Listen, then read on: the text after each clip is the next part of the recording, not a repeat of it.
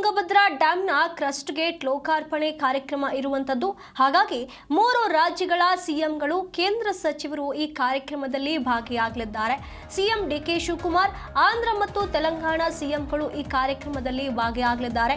Andhra CM Chandrababu Naidu, ತೆಲಂಗಾಣದ CM Revanth Reddy ಅವರು ಈ ಕಾರ್ಯಕ್ರಮದಲ್ಲಿ ಭಾಗಿಯಾಗಲಿದ್ದಾರೆ.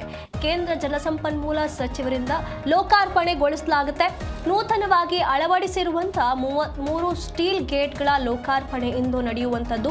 ಇಂದು ಟಿಬಿ ಡ್ಯಾಂನ ಕ್ರಸ್ಟ್ ಗೇಟ್ಗಳ ಲೋಕಾರ್ಪಣೆ ಕಾರ್ಯಕ್ರಮದಲ್ಲಿ 3 ರಾಜ್ಯಗಳ ಸಿಎಂಗಳು ಭಾಗಿಯಾಗ್ತಾ ಇರುವಂತದ್ದು. ಐತಿಹಾಸಿಕ ಕಾರ್ಯಕ್ರಮಕ್ಕೆ ಟಿಬಿ ಡ್ಯಾಂ ಸಜ್ಜಾಗಿದೆ. ಇಂದು 3 ರಾಜ್ಯಗಳ ಸಿಎಂಗಳು ಭಾಗಿಯಾಗಲಿದ್ದಾರೆ. ತುಂಗಭದ್ರಾ ಜಲಾಶಯಕ್ಕೆ ಸಂಪೂರ್ಣ ಪೊಲೀಸ್ ಬಿಗಿ ಭದ್ರತೆಯನ್ನ ಕೂಡ ಒದಗಿಸಲಾಗಿದೆ. 2 ದಿನ ಪ್ರವಾಸಿಗರಿಗೆ ಜಲಾಶಯಕ್ಕೆ ಪ್ರವೇಶವನ್ನ ನೀಡೋದಿಲ್ಲ. ಇದಾದ ಬಳಿಕ ಕಲ್ಪಿಸಲಾಗುತ್ತೆ. ಜಿಲ್ಲಾಧಿಕಾರಿ ಎಸ್ಪಿ ಅಂತಿಮ ಹಂತದ ಪರಿಶೀಲನೆಯನ್ನ ನಡೆಸಿದ್ದಾರೆ.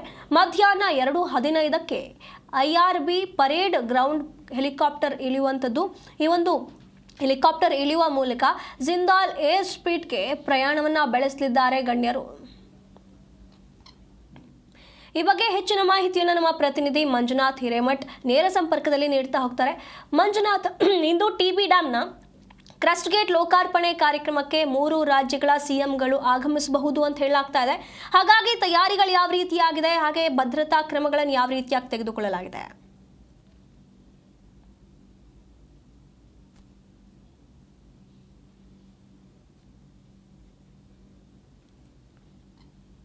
ಮಂಜುನಾಥ್, ನಿಮ್ಮ ಧ್ವನಿ ಕೇಳಿಸ್ತಾ ಇಲ್ಲ, ಸ್ವಲ್ಪ ಮ್ಯೂಟ್ ಮಾಡಿ ಮಾತನಾಡಬಹುದಾ?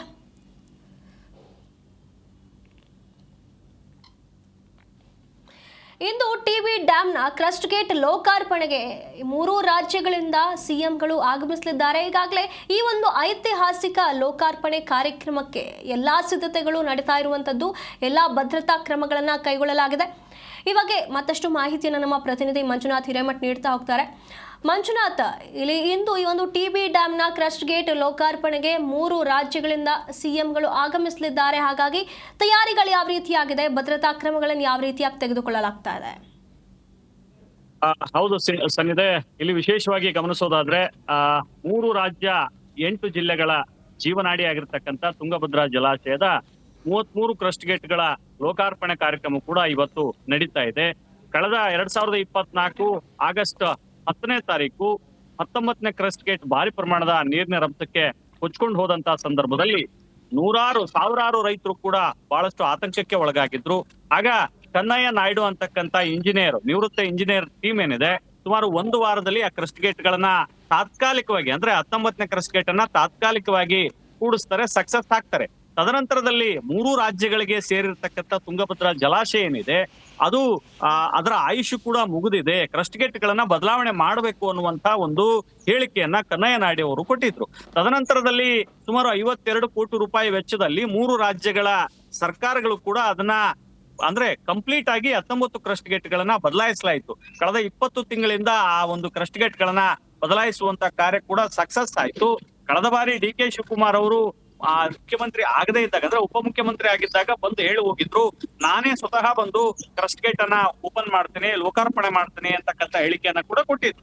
ಈಗ ಟಿಬಿ ಬೋರ್ಡ್ ಕೂಡ 3 ರಾಜ್ಯಗಳು, ಆಂಧ್ರ, ತೆಲಂಗಾಣ, ಕರ್ನಾಟಕ 3 ರಾಜ್ಯಗಳ ಸಿಎಂಗಳು ಕೂಡ ಇವತ್ತು ಲೋಕಾರ್ಪಣೆಗೆ ಆಗಮಿಸ್ತಾ ಇದ್ದಾರೆ. ಬಹುತೇಕ ಮಧ್ಯಾಹ್ನ ಅಂದ್ರೆ 11 ಗಂಟೆ ಸುಮಾರಿಗೆ ಕ್ರಸ್ಟ್ ಗೇಟ್, ಸುಮಾರು 4 ಕ್ರಸ್ಟ್ ಗೇಟ್ ಅಲ್ಲಿ 19, 20, 21 3 ಗೇಟ್ ಗಳನ್ನ, ಅಂದ್ರೆ 4 ಕ್ರಸ್ಟ್ ಗೇಟ್ ಗಳನ್ನ ಉದ್ಘಾಟನೆ ಮಾಡಲಾಗುತ್ತೆ. ತದನಂತರದಲ್ಲಿ ಅಂದ್ರೆ ಕೊಪ್ಪಳ ಜಿಲ್ಲಾ ಮುನ್ರಾಬಾದ್ನ ಐಆರ್ಬಿ ಪರೇಡ್ ಮೈದಾನದಲ್ಲಿ ಮಧ್ಯಾಹ್ನ ಸುಮಾರು 12 ಗಂಟೆಗೆ ಕೇಂದ್ರ ಜಲಶಕ್ತಿ ಸಚಿವರು ಸೇರಿದಂತೆ ಕೊಪ್ಪಳ, ಬಳ್ಳಾರಿ ಹಾಗೂ ವಿಜಯನಗರ ಜಿಲ್ಲೆಯ ಎಂಪಿ ಎಂಎಲ್ಎಗಳು ಕೂಡ ಈ ಕಾರ್ಯಕ್ರಮದಲ್ಲಿ ಪಾಲ್ಗೊಳ್ಳುತ್ತಾರೆ.